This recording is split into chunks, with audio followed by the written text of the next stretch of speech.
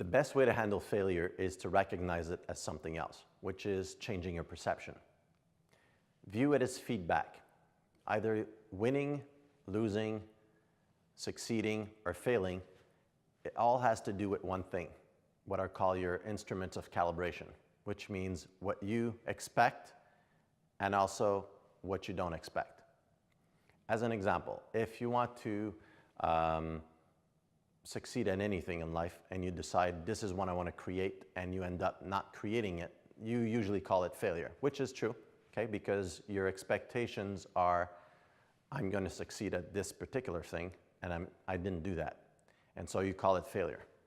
What's similar between failure and success is the word feedback. You produced a result. So if you look at it in terms of I produced a result, then you'll be more able to learn from it, adapt, and then succeed again. That's why most millionaires and billionaires have failed many times over and still continued. So use persistence, determination, courage, and willingness to succeed. Now, another way not for you to go into depression when you fail, or when you call it failure, is to recognize that you're a human being and that you will make mistakes. There's no doubt about that. The way you perceive the mistake that you made will determine if you go into depression or not.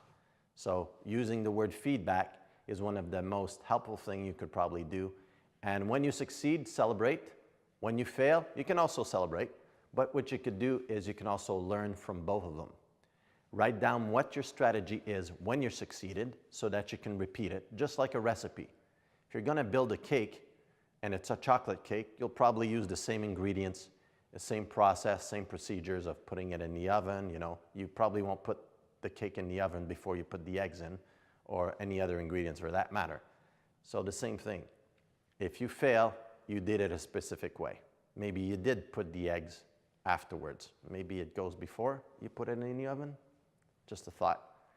If you use it in that sensing, it's just like a recipe and you'll succeed.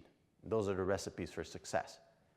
Write it down, write yourself a journal so that you could see over and over. At one point, you'll be able to recognize maybe it's my attitude, maybe it's my beliefs, maybe it's the choices that I made, or maybe it's the decisions or the thoughts or the feelings I had when I made those thoughts and decisions. Another thing you want to look at is how well did you plan ahead? Okay? Most of the time when you fail, you didn't plan ahead. When you succeed, usually it's more thought out of. So learn your own attitude, your own process, your own behavior to succeed. Sun Tzu says, know thyself and know thy enemy, and you will win 1,000 battles. It's in the art of war. Now, I'm not saying you need to do anything with war, but the principle is the same. The more you know yourself, the more you're able to see yourself as a system that learns, that evolves, the easier it will be for you to succeed. And whenever you don't succeed and you, quote, fail, you probably won't go into depression that much. I hope this has helped you. And once again, remember, write it down and learn from your mistakes. Basically, it's just feedback.